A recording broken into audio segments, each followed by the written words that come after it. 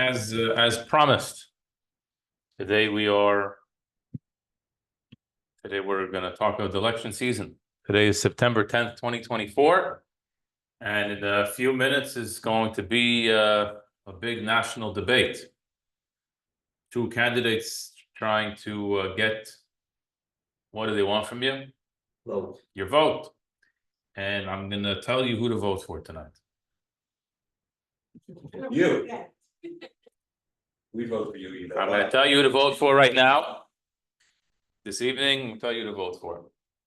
And a hint, it's not one of the candidates that are going to be debating tonight's debate stage. Yeah. Of course.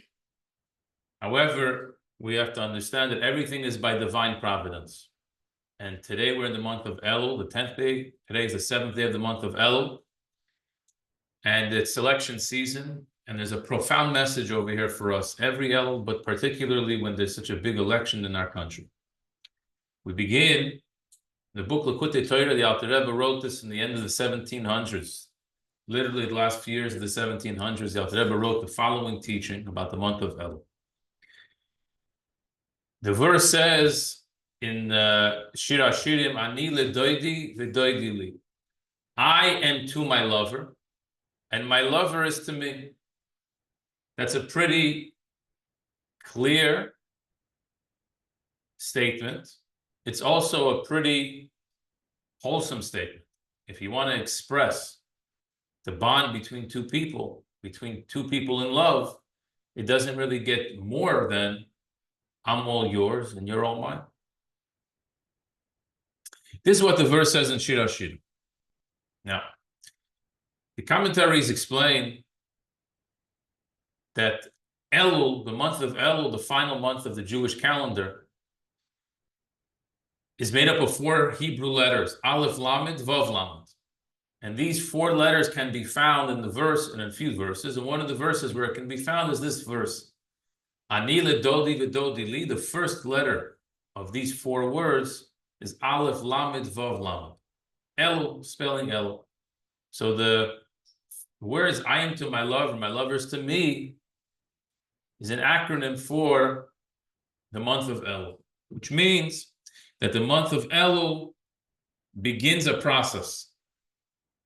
The process is Ani ledodi, I am to my lover. The Jewish people are to our lover, to God. V'dodi li, and in response to that, God says, I am to my beloved, to the Jewish people. In a relationship, you have a regular day. There's no excitement. If there's going to be excitement, so someone has to stir the excitement. Someone has to activate the excitement. You hope that if you activate, if you make an attempt, and you show interest, and you show love, so there will be a reciprocal response to you as well. So every time we're experiencing intimacy with Hashem, it begins with someone has to start. Someone has to initiate. I am to my lover is to me. There's a process over here. First, the Jewish people initiate, and then God responds. The Jewish people initiated the month of Elul. The month of Elul is all about the Jewish people initiating and showing love to Hashem. Then comes Rosh Hashanah and Yom Kippur, and that's where the response from Hashem is to the Jewish people. This is how the relationship looks in the process of 40 days, and if you want, you can even extend this all the way through the holiday of Sukkot as well. The verse says, with his left hand, he puts it behind my head, and with his right hand, he embraces me. A full embrace is with 2 hands. How does an embrace look? A one-arm embrace is not a real embrace. A real embrace is with 2 hands. You take one hand, the left hand as it's described in the verse, and he holds my head from behind. It's under my head. And with his right hand, he comes around and he wraps a full embrace. The left side traditionally represents yira, a level of awe and respect, a level of trepidation. The right side is ava, there's a flow. There's a closeness, there's a sense of love. Is that why it often refers to God, his right hand? Correct, very good. Rosh Hashanah and Yom Kippur, we refer to God all through the prayers. Melech, Melech, Hashem is the king, Hashem is the king. We say it hundreds of times throughout the davening. We stress and we highlight this idea that Hashem is Melech, Hashem is the king. Made it in. Okay. It's back.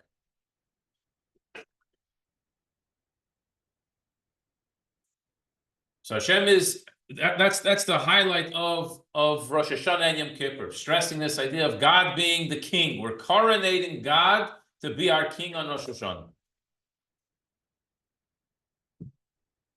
If Hashem is the king, God's kingship permeates through all of the worlds, the spiritual worlds in this world. What happens is, in the presence of the king, how do you feel? Take a step back. There's a level of reverence.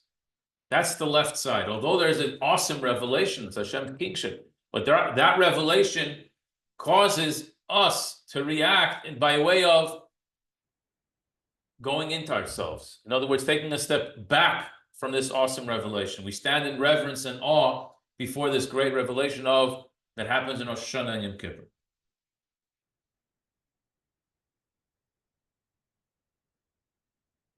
We all have, Now, is there any conflict with the idea that the Jewish people aren't supposed to have a king? Is there any conflict with? There's a lot of things just embedded in that question. To begin with, it's a mitzvah for the Jewish people to have a king. So that premise is slightly incorrect, that the Jewish people are not supposed to have a king. Under the right circumstances, the Jewish people are supposed to have a king. We read in last week's parsha. We have to have a Jewish king, as be born to Jewish parents.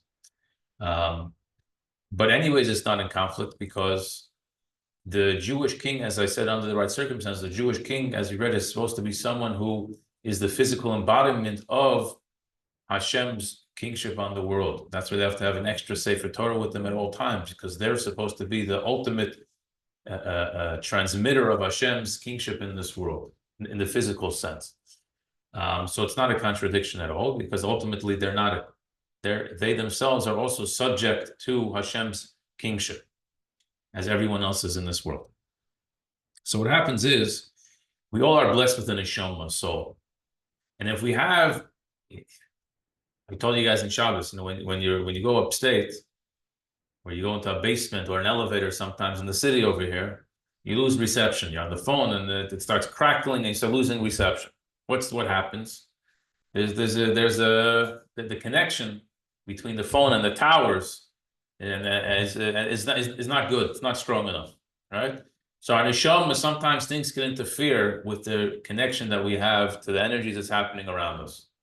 Hashem's kingship in the world automatically elicits from all creations a sense of reverence back towards Hashem. Sometimes we had blocked our neshama, the frequencies, the radio waves, the spiritual radio waves aren't generating the proper reaction. That's not because it's not there. That's just because we're not in tune to it. We have to work on ourselves to be in tune. But if we are in tune, and when we are in tune, we have Rosh Hashanah and Yom Kippur. It's all about Hashem's melucha, Hashem's kingship. And as I said, this is a level of edoy dili. That's when my lover is to me. That's the second part of the verse, right? But now we're in Elul. Elul is where the Jewish people initiate. The Jewish people initiate by activating, by turning to Hashem, by showing love to Hashem. So now, this is all background information.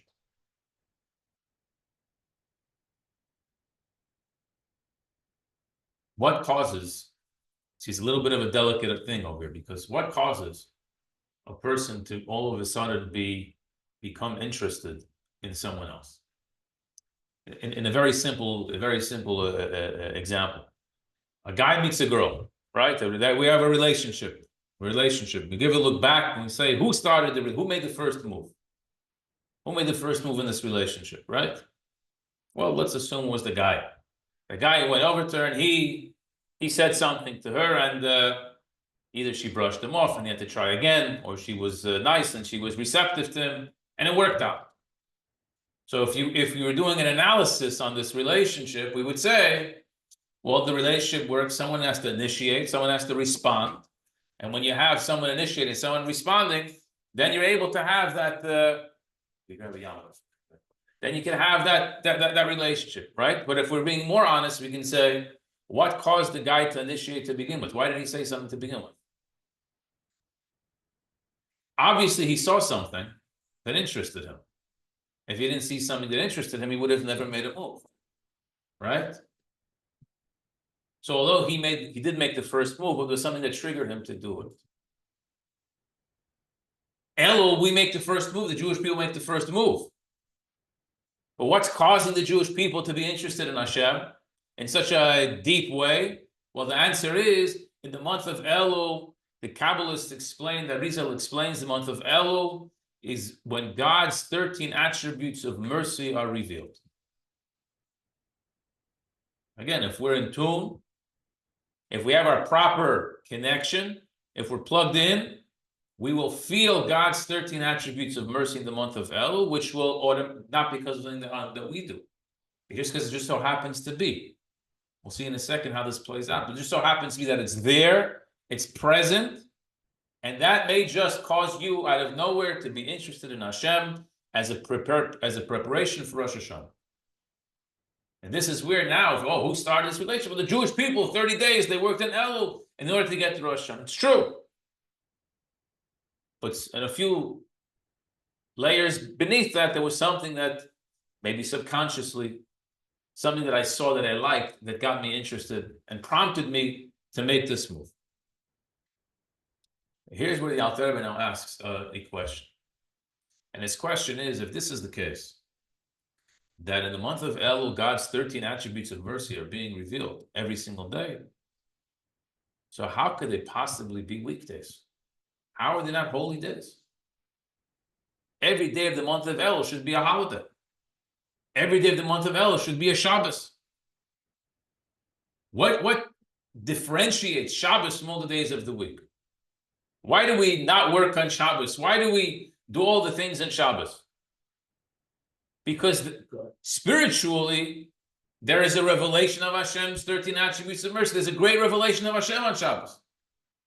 If you want to be plugged into that great revelation of Hashem, you can't do certain things because these things are going to interfere with the revelation.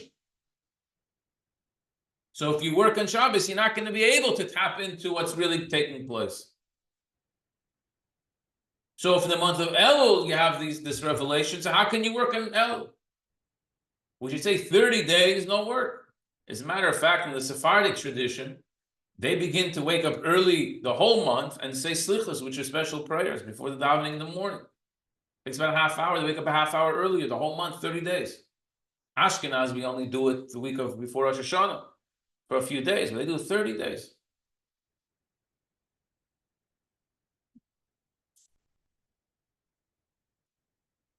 So what's going on over here? There has to be a difference between the great revelation that takes place for Rosh Hashanah and Yom Kippur and Shabbos and Yom Tov and the revelation of Elul. But what is this? What is this difference? Everyone with me? Yep. So here's where the Later Rebbe is going to introduce one of the most famous parables in all of Chassidus. And this is called the parable of the king in the field. Melech Basada. And the parable goes like this. When the king is out in the field, anyone who wants can go to the king in the field and speak to the king. All the people of the city go out to the field to greet the king. And the king in return shows them a happy, smiling face. He's very happy to see them. He's very happy to know that they came out to say hello to the king. When the king then travels back to the capital, they follow him. You can still walk and talk with him. But once he reaches back into his palace, what happens then? Now, I'm sorry, you can't get in. If you want a meeting, you want to speak to the king, you have to have a reason why. And even if you have a reason, doesn't mean they'll accept it. Only important ministers, only selected individuals get to meet with the king in his palace. And this is the parable that the Later Rebbe gives for the month of Elul. In the month of Elul, there's a revelation of the 13 attributes of mercy. But it's not the same as the other times, because now it's like the king is in the field. God is in the field. So let's break this down. This is what I say by divine providence. Today is the election debate, right? What goes on? It's a little difficult for us here in America, we're living in a democracy, to understand what it means a king. We have a little bit of imagination because we have in North Korea, you go to North Korea today, and that guy is like a king. If you blink the wrong way when he walks by, your family doesn't see you forever. If you're lucky, they'll let you know where you're buried. If you're lucky. That's how it works. That's what a king means. That's what a real monarch was. They had complete authority over everyone in the country, every one of their subjects. Life and death was before them like the snap of a finger. So it does exist in the world today, but for us, it's a little bit distant. So if you can imagine, we have our leader in this country is called the president. President of the United States. You want to meet with the president. Can't meet with the president. Go try to get a meeting with the president. If you're lucky, you'll get a response that, I'm sorry, we can't meet. Who gets to meet with the president in the Oval Office? Only special people. People that work for him also need to have permission to go. They have clearance. There's a whole, it's difficult. You need to cut through the red tape. You have to have connections. Someone has to bring you there. A regular, ordinary citizen, as they used to call him, Joe the plumber, is not going to be able to meet with the president in the Oval Office. It's not going to happen. But where could Joe the plumber meet with the president? When the president's campaigning. When the president's, what happens when the president campaigns? He comes out to read the public. He goes out to everyone's bagel shop and everyone's ice cream store and everyone's gas station. Why? He wants to show, I'm one of the people. I'm one of the people. They don't get dressed in a suit and tie necessarily. They're going in more casual clothing. And it's all about mingling with the people, and who gets to see them then? Whoever wants to. You line up and you go in. You don't need to have any special connection to meet the president then. So when the president's campaigning, there's a whole other type of revelation. It's the same president. They're both the president. It's the president of the United States. But it's different. A different energy, a totally different energy. The president is out there in the field. Anyone that wants to, keyword is if you want to, you can go out and greet him. And what happens when you greet? The president is so happy that you came to see him. Imagine the president goes to a campaign and nobody shows up. We say in Hebrew, busha cherpa, it's an embarrassment. Everyone that comes out, they're happy to see, this person is interested in hearing what I have to say, to shake my hand, to tell me what their problem is, and to tell me what your problem is. Of course, I want to hear what your problem is. You make them feel good. You give them a hug. You give them a kiss. You give them a this. Speak to my staff member, they're going to take care of the problem, and you'll never hear from them again. But this is the way it works in America. But the concept is the month of Elul. Hashem is out there in the field. Hashem is out there in the field. When Hashem is out there in the field, every single person interested can go out to the field and greet Hashem. Going to come Rosh Hashanah and Yom Kippur, Hashem is going to be in the palace. And over there, it's going to be late.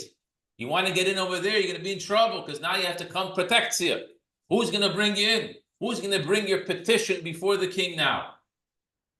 Not so easy. In Elul, you can bring your petition. And the king is going to read it and take care of it because he wants to. He's happy to. This is the difference between the month of Elul, the revelation that takes place, the 13 attributes of mercy, and the rest of the year.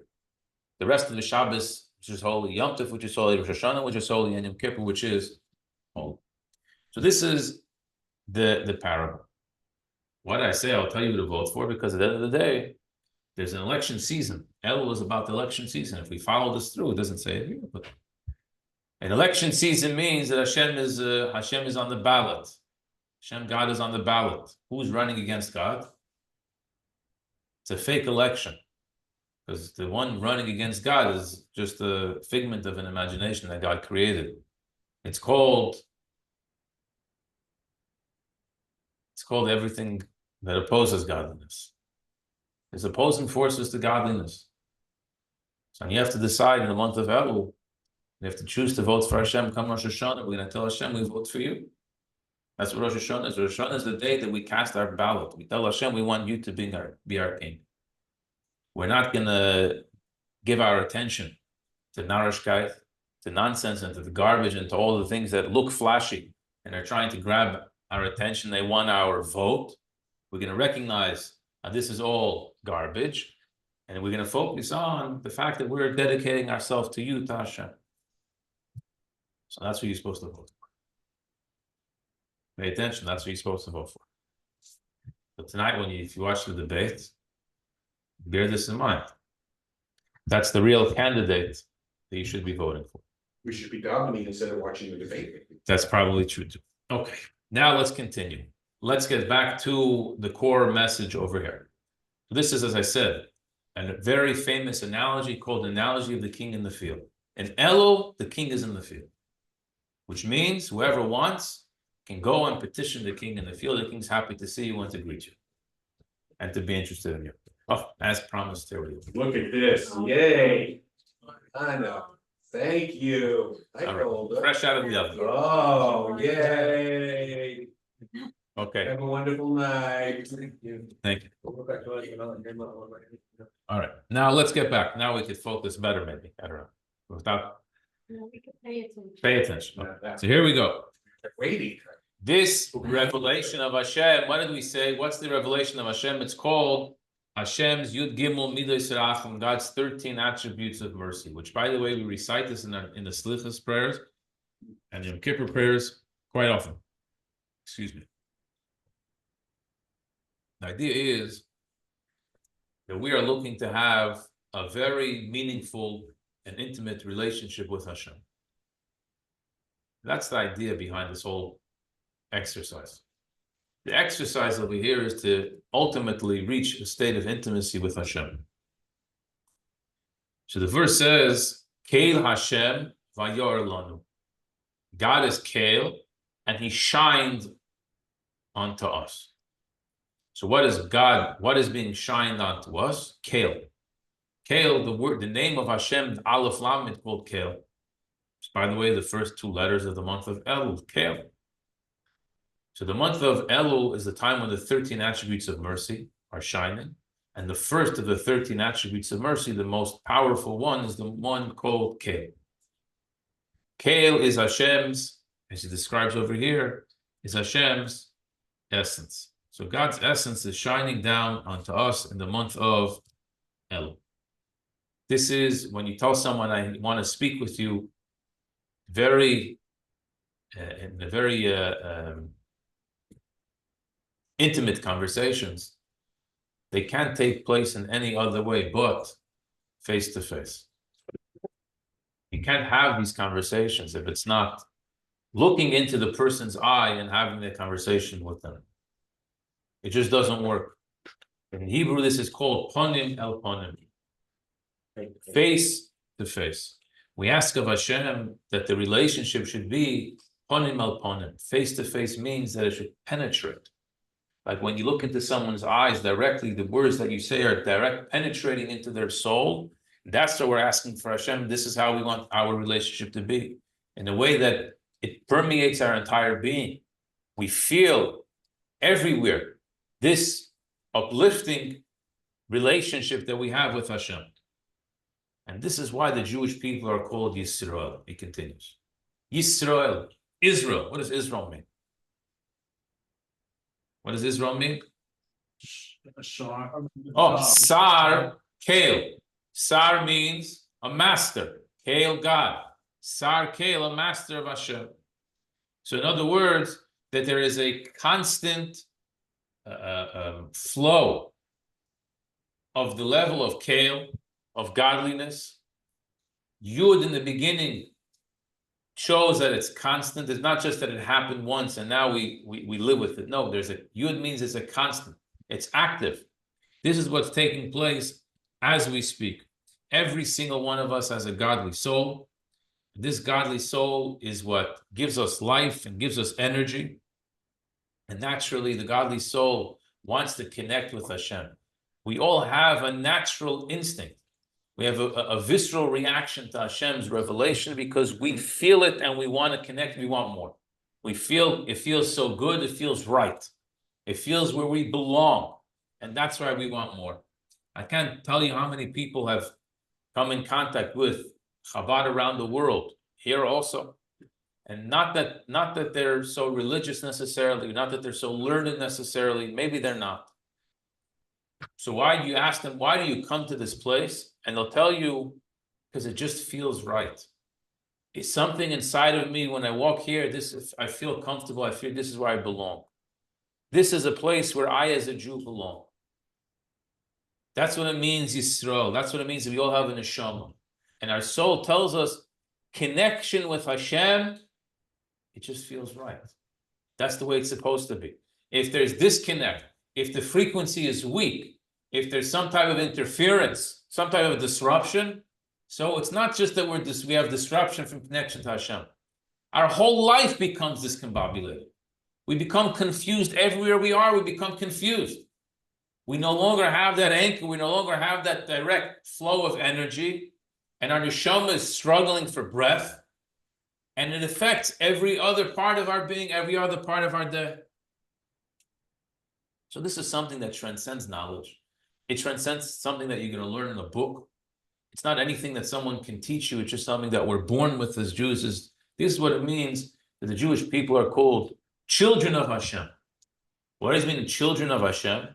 Children of Hashem in the sense, as he says, bro kar davur. Like a son, a child, is like the knee of the father.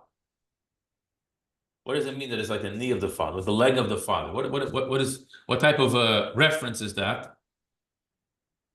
It means that just like your leg, your knee doesn't have a life of its own. Everything that every move that it makes, everything about it is a continuation of the flow that comes from the brain. The brain controls everything. The brain is where it's all at. The foot is connected to the brain. And when the foot is connected to the brain, it's not a process that it has to go through to listen. It's automatically, it's instinctive. When the brain wants something, that's what the foot does. That's where you walk. That's where you move. If there's a disconnection, if there's a disruption, that's unhealthy. That's when you have problems. That's when you have pain. That's when you have suffering. So the Jewish people are called sons of Hashem because naturally we're like the leg of Hashem. There's a connection that we feel that we just want to follow the word of Hashem. That's the way it comes natural to us to behave in such a manner. We don't have our own will, so to speak. Well, this is what it says in Pirkei Avos. Shake off your own self-interest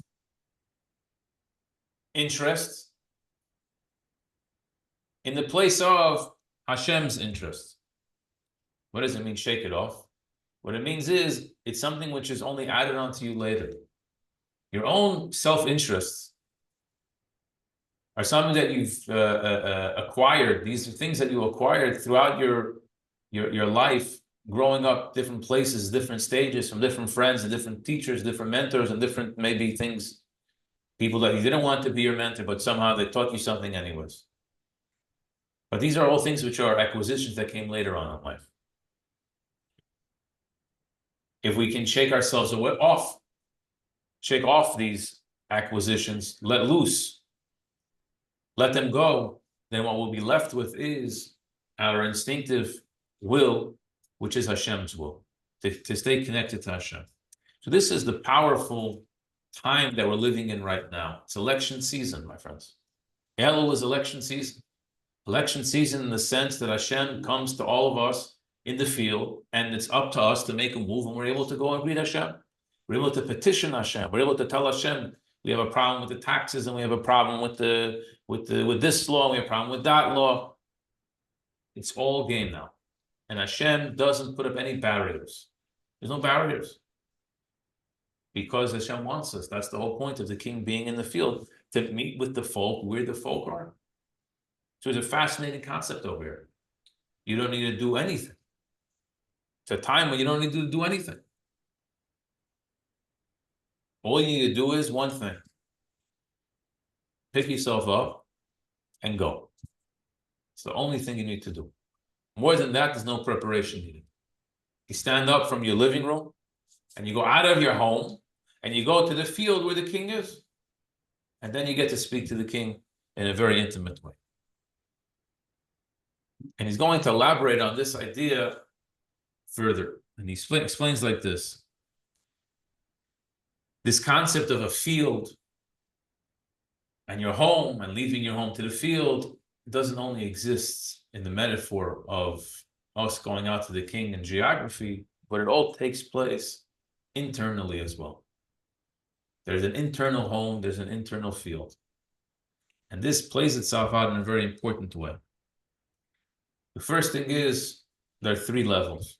There's a level of a home, there's a level of a field, and then there's a level of a desert. The home is where people live. That's where we belong.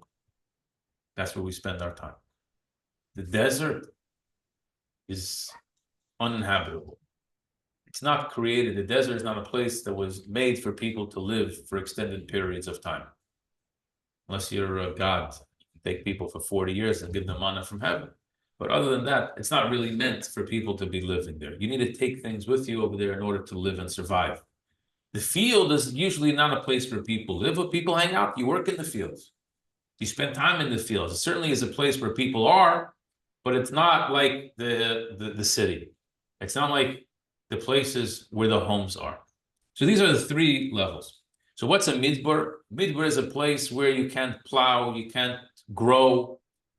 It's not a place of life, which this refers to our deeds, our speech, and our actions, which were not for the sake of God. These things have no growth to them. They're dead. It's dead on arrival. The moment we engage in this type of behavior, or this type of talk, or this type of thought, it's like going out into the desert. There's no growth, there's no life over there.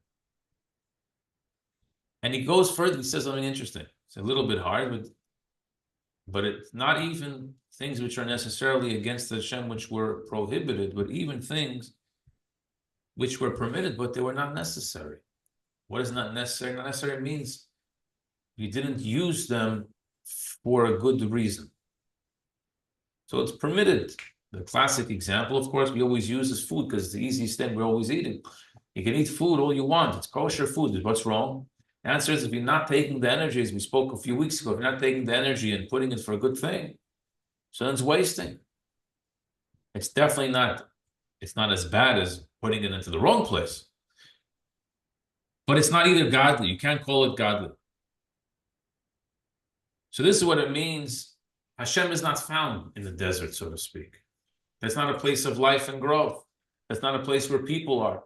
So by you going there, you're entering a space where you're not going to find Hashem over there. By you going to these, you let your mind wander, you let your eyes wander, you let your mouth wander. You're going to go end up in a place where you're distant, you're far away from where people live. So what happens now? What do we do now? So here's where he says something very interesting. In other words, this is the situation where we find ourselves. We're in Elul. We want to do the right thing, but we wander to the desert, let's just say. We're in the desert. We hang out in the desert. So what happens now? So he says the solution for this problem is the verse that says, "Vikashtem mishom esavaya likachel," and you should search from there, search over there, from there, God, your God. What are you searching for? Searching for God. God is lost. God needs you to find him. What does it mean to search from over there and you'll find God? What does this mean? Simple words, it's seemingly difficult to understand. So in order to understand this, you have to go all the way back to the beginning of Genesis. The first thing that Hashem created in the book of Genesis, if you recall, was Or. Very good, light. God created light. And the verse says, Vayar Elokim es ha'or ki tov. And God saw the light, that it was good. I mean, God saw the light that was good. He created something he wasn't sure. It was an experiment. We'll create the light, check it out, to do a test run, and then we'll decide. Hashem doesn't need a test run. He doesn't need to. If God created the light, then it's good. Obviously, what does it mean? God saw the light, and he saw that it was good. So the commentaries explain, the Midrash explains, God saw that this light is good to hide. Good to what? To hide. God hid the light. The light that God created in the beginning of creation, God took it and God hid it.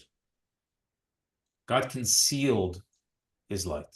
There was an awesome, special revelation of Hashem, and God said, this special revelation of Hashem is too good for people right now. We're going to have to put a level of concealment on it, or maybe multiple levels of concealment on top of it. Light, revelation, this refers to an expression of Hashem's innermost self, God's essence, God's will, which is found hidden where? Where is God's will hidden? Where is God hidden? A piece of that light that God created, God embedded in each and every one of us. God hid it inside of each and every one of us. This is what it means that we have a treasure. In the words of the Talmud, we have a treasure of reverence for Hashem within each and every one of us. It's a treasure. It's a hidden treasure. It's been concealed and hidden by Hashem. God created it, God made it, and God hid it within each and every one of us. So what do we have to do? It's lost now. Now that it's lost, what do we have to do? It's in exile, so we have to retrieve it. The light has been there, the light was put there, now the light is concealed, now the light is hidden, now the light is in exile. So what we have to do is we have to retrieve it, we have to get it, we have to search for it. And this is what it means, the vikashta mishom. Vikashta means you should search for it. You have to search for it. It's interesting. When you say you should find something, right? You can only really find something which was lost. It wasn't lost, you're never going to find it. Can't find something that wasn't lost. So the fact that Hashem says you should search for it and you should get it means that it was lost, meaning that it was hidden over there. Which means that I recognize in myself that I have this part within me, which is somewhat hidden, and I have to work on myself to search for it, to get it. And that's why it says you should search for God, your God, because this comes from the level of Kale, as it explains in Kabbalah, which is in every single one of us, giving us life. So where do you search? You search in the place where you lost it. You say the story in Helm. You ever know this? You know the village of Helm? Haven't heard of the village of Helm? Yeah, they had some excavation left when they made a foundation. They didn't know what to do with the dirt, so they said, "Let's dig a hole and bury it." Yeah, exactly. This is Helm, the tales of Helm. Oh. So the tale of Helm was this village that the Jews would always use for people that were, how should we call them? Not so bright, but they always had an insight. So in Helm was it? They say that in Helm, somebody saw somebody who was holding a candle, and he was searching. He was looking for something. So the guy comes and he says, "What are you doing?" "I'm looking for my wallet." He said, "You're looking for your wallet?" "Yeah, I'm looking for my wallet." "Okay, where did you lose your wallet?" "I lost it 2 blocks away." You lost it 2 blocks away, so why are you searching over here? I'm searching over here because there's light. Over there it's dark, but here there's light, so I'm searching over here. This is a Helm story. Where are these stories in that? No. This is just Well, there are many books on. yeah, this is just Oh, yeah. fables. Oh, really? It's like, Oh, yes, yeah, famous. it's not Talmudic at all. It's the Helm, there's many Helm stories. When someone came to the doctor, he said every time I have a problem, my eye's hurting me. So yeah, well, eye hurts every time in the morning. I wake up and I drink a coffee. I drink my coffee. Every time I drink, my eye hurts me. Check me out. The doctor told him, "How do you make your coffee?" He told him, he makes his coffee and everything. They finished telling the doctor told him, "I'll give you very good advice if you want. You don't have to pay for it. After you make your coffee, you should take the spoon out of the cup." And then you should drink, and hopefully it won't disturb your eye. This is how. Anyways, getting back on track over here. Okay, so you have to search from there over there. Search over there. Why do you search over there? Because you have to search in the place where you lost it. That's the bottom line. And the same thing is, you're not going to be able to find. You'll never be able to grasp. You'll never be able to feel God's intimacy that's lost upon you if you're not searching in the place where you lost it. And this is fascinating insight where Alter Rebbe teaches us over here of self-help, maybe many years before this became famous. And this is also a thing that people find interesting many times. People are disenfranchised. They feel broken, they feel abused for whatever reason within religion. And therefore they're going to find themselves around the world in different places. What the Alter Rebbe teaches us over here is, if you ever want to really, truly feel comfortable, you have to go back to the place where you were broken, where you were hurt. That's where the treasure is. That's where it was lost. That's where it was dropped. And you're not going to find anywhere else what you're looking for.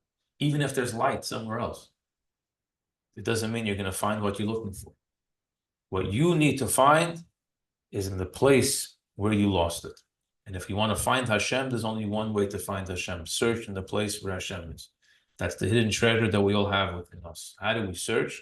We search by making a proper accounting of our behavior. We have to sift through our behavior, go through our actions, our words, and our thoughts, and try to figure out, where did we go wrong? Where did we drop the ball? Where did we lose the strong connection that we have that comes naturally to us? And we'll find when we search that I did this inappropriate and that inappropriate. And every time something is done inappropriate, it's a little bit less. On the cell phone, there's 4 bars, 5 bars, whatever it is. In the relationship with Hashem, there's millions of levels of bars. And every time we do something, it's a 1 bar less. But it means that the connection is weaker. We feel it a little bit less. And this is what it means. This is what the verse means. You have to search for Hashem over there. You search for Hashem in the place where you lost it. You search for Hashem means you search through your own behavior, your thoughts, your speech, and your actions, and try to figure out what's going on over here.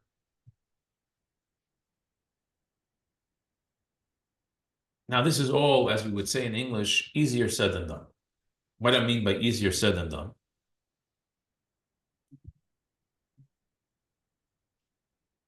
What happens next?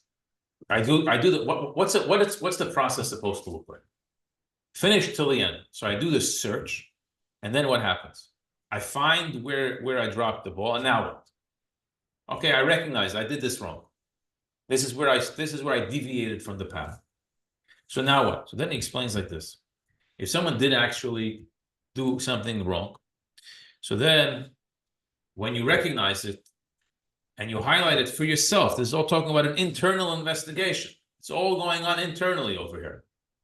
When we do this internal investigation, we went to the field, we went to the desert, because we wandered to the desert in that place, and then we realized how we made a mistake. So then you feel bitter over it. It's bothersome. It triggers by you a reaction it's like you're upset with yourself almost, And not that you fall into depression from it, but on the contrary, it's a call to action. I see this is what it is, and then now I have an internal call to action that I can make a move, and the move is that I want to return to Hashem. God, I want back in. I see the problem, I want back in now, and what happens is I activate a special mercy from myself onto my treasure that's been lost. I feel bad, so to speak, for God that's been embedded in me and where I schlepped him to. And that in turn causes a reciprocal response from Hashem. That Hashem in turn has mercy on us as well.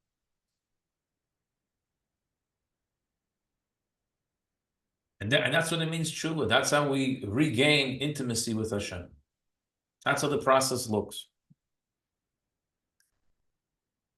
I should say this is how the process looks and works for someone that it works for. What happens if it doesn't work for you? I could try to follow the steps. Let's even assume that I made it almost till the end. Yeah, I recognize if you're honest, I can do an internal investigation and see what went wrong. What happens if I don't care? It doesn't bother me after that.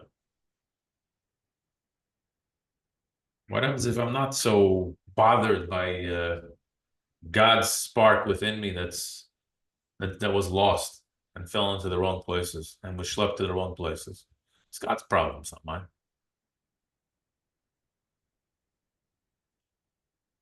In other words, everything we said up until now will all work for someone who's initiated, someone who cares about Hashem. If you care about Hashem and you go through this, you'll end up in a very, very good place. You'll feel bitter, but the bitterness will bring you to a very healthy place. But someone who doesn't care, someone who's agnostic to this, so now what do they do? So here the Alter Rebbe continues. The Alter Rebbe says, you have to understand that our whole body is connected. Every part of our body is connected. And even the fingernail is connected to nerves, which we feel in the brain, etc. So when there's pain on the toe, when there's pain on the finger, when there's pain in what you would maybe call the most insignificant part of your body, however you would come up with it, you would consider this to be the most insignificant part of your body. Nevertheless, when someone pulls one hair from your head, what happens? It hurts. It hurts. So there's pain involved, right? But when is there pain? There's only pain so long as it's still attached to the body. The moment it becomes detached from the body, you can pull the hair as hard as you want. It could be my hair that came from my body, right? And you can schlep it and you can do whatever you want. It's irrelevant to me. It's been detached. When you cut your nail, right? Once the nail has been cut, that's it. No more feelings. I don't feel it anymore. This is the reality of our life. And so the Alter Rebbe goes on and to explain this is what happens with us and Hashem as well.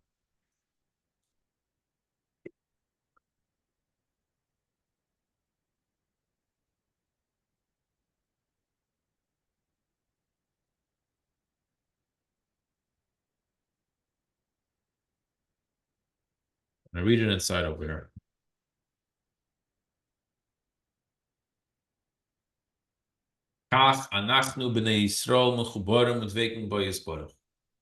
So too, every single one of us are connected and attached to Almighty. And therefore, we have to feel the pain. And the blemish, the bruise the bruise that we've made. We drag down God's infinite light and energy into exile. Because a Jew, even if the Jew is a sinner, you can't un-Jew yourself. You can't de-Jew yourself. It doesn't work. People tried, people converted, but even people that have tried, they still can't. They're still a Jew. They're considered to be a Jew that's a sinner. But you can never erase the fact that you're a Jew. So even though you may be a sinner, nevertheless, you're still a Jew. And what that means is that you have this godly treasure, this part of Hashem's special light that He created within each and every one of us. It doesn't go away from you even when you're in the exile, even when you're in a dark tunnel, spiritual dark tunnel, very far removed from anything remotely even connected with Hashem, you're still a Jew. And that part of you is still there. Not only that, what does it mean to be called a Jew? We call them, in English, we call it a Jew.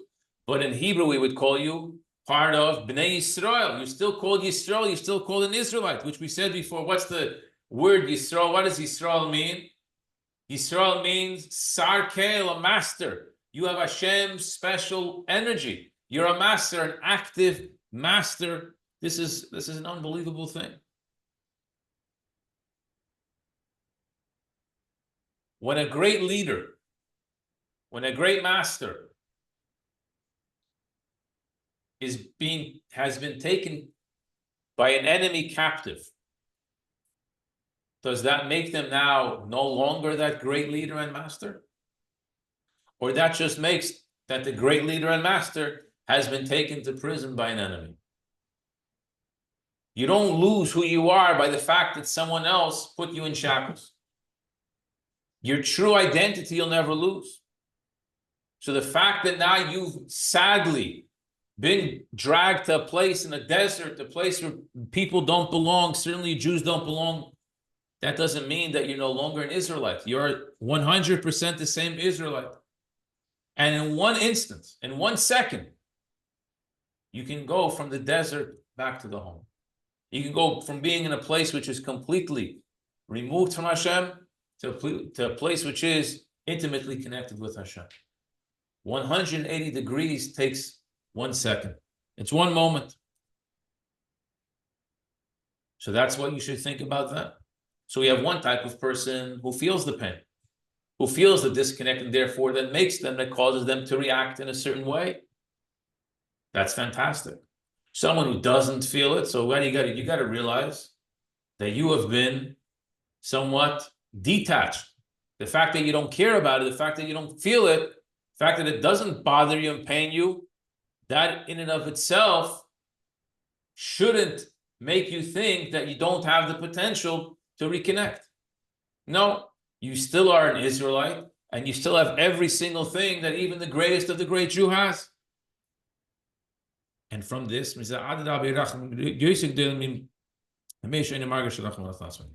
now you will feel bad.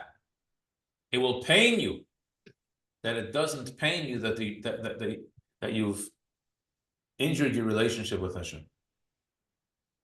You follow? It's not that it pains you that you bruise your relationship with Hashem. You're not holding on that level. That's a higher level. The level that you're holding at is that it pains me that it doesn't pain me. It bothers me. I'm disturbed by the fact, how could it be that I don't care about Shabbos? How could it be that I don't care about kosher? How can it be that I don't care about this or that? I don't care. I'm being honest. I don't. But it bothers me that I don't care, because I know as a Jew, it should make a difference to me. A Jew should really feel the relationship with Hashem. And if I was in a relationship with God, so I would feel like any person who was in a good relationship knows what the spouse, what the other member of the relationship wants and is interested in, that affects my decision making. If I don't care about what the other party says, so in life, if it's not your spouse, so then maybe you can move on from that.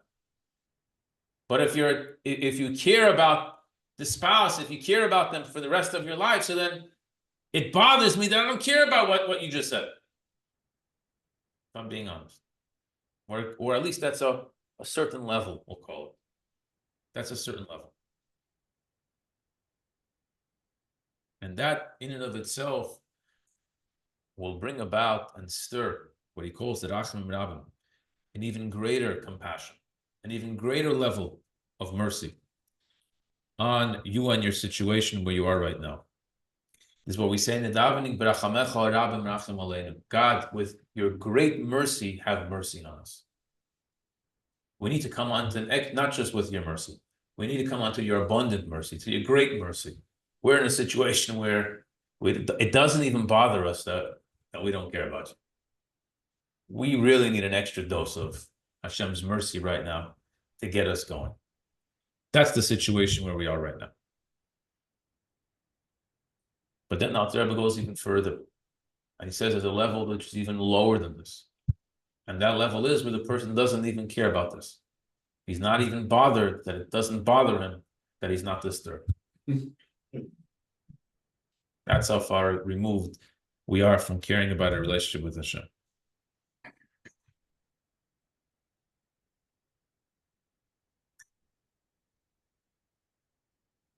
And in such a situation, the Later Rebbe says, the problem with this is, the reason why you feel this way is because you're simply filled with sin in a very, very overwhelming way. And it's impossible for you to ever feel. The only way for you to feel is one solution to the problem, and that is you have to go through a little bit of self-diet. Diet means literally that you have to break your will to and your interest in food and in worldly matters, and slowly, the less you indulge in worldly matters, you'll see that Hashem's light will shine through the cracks. So you become so coarse and so thick because you've added on pounds and layers of sin, that the only way for you to ever feel and to have a real relationship is if you have to shed the weight. You have to shed the weight of sin. To go on a regimen, on a diet, and that means, first and foremost, you have to stop indulging in certain things. You can't go be on a regular man's diet. You're not on whatever amount of calories the doctor would tell you need, a normal person would need. You need to start 15% less than that. And every day you do less and less until you lose weight. The burden of the weight of sin becomes less and less. You shed the pounds, and as you shed the pounds, you'll be able to feel Hashem's energy that's piercing in over there. All right, it's getting late. We're not going to be able to finish this whole thing today, but this gives us enough room over here to understand a little bit of what's going on in the month of Elul and the great how shall I say it? The great time that we live in right now, the blessed time that we live in. Elul is a blessed time. It's time of taking stock. It's a time of introspection. It's time of king in the field. The king in the field means that we have great opportunities now. It's opportunities that we don't usually have. It's an opportunity that when it comes to Rosh Hashanah, we will regret having not taken advantage of the month of Elul. So we share this with you, although I haven't given over the 100% of the idea, but it's enough to keep us going at least, to get an understanding. All right, anyone have any questions on this? Well, good. Well, Thank you, Rabbi. I'll finish with one thing. It's part of the example the Later Rebbe gave when someone cuts something off of the body, right? They don't feel it. But then the Later Rebbe said, but you yourself, you're still a Jew. You should realize that you're still a Jew, even though you may be in the depths of darkness and distance from Hashem, you're still a Jew. So the mashal, the analogy, doesn't fit perfect with the teaching. Because in the teaching, with the analogy, we said once you're cut off, you don't feel it anymore. and the teaching we're saying, so therefore it should flow from there. So once you're cut off from Hashem, you don't feel anymore. If you don't feel anymore, so then anything you do is not going to help you. You'll never be able. So he adds a line. He says, imagine they would develop in medicine a concept where even though something has been detached from you, it can be reconnected to you and you can feel it the same way. So if you imagine something, God forbid, gets amputated, and then after a while, after it's been amputated, they're able to reconnect it, and now it's all good. Now it's all good. Which today they're able to do. Today, obviously, back in his days, they did not have that. That wasn't something that they were able to do. But this is where the example is. So while you're cut off, the rest of the body, your head doesn't feel it. Your body's not going to feel it. Well, you should know you can still be reconnected. And that's the ultimate blessing that we have. That even someone who's been cut off or cut themselves off, who's amputated themselves from having a relationship with Hashem, we have in Judaism a concept which was the precursor to modern day medicine, that you're able to reconnect, and through surgery we can put you back on and put you in your proper place, and all the nerve endings and everything connects exactly the way it was before, in a perfect way. So when you go to the next surgery, you'll tell the people. All right, everybody, have a good night. Good night, Ellie. Thank you, Robert. Thank you.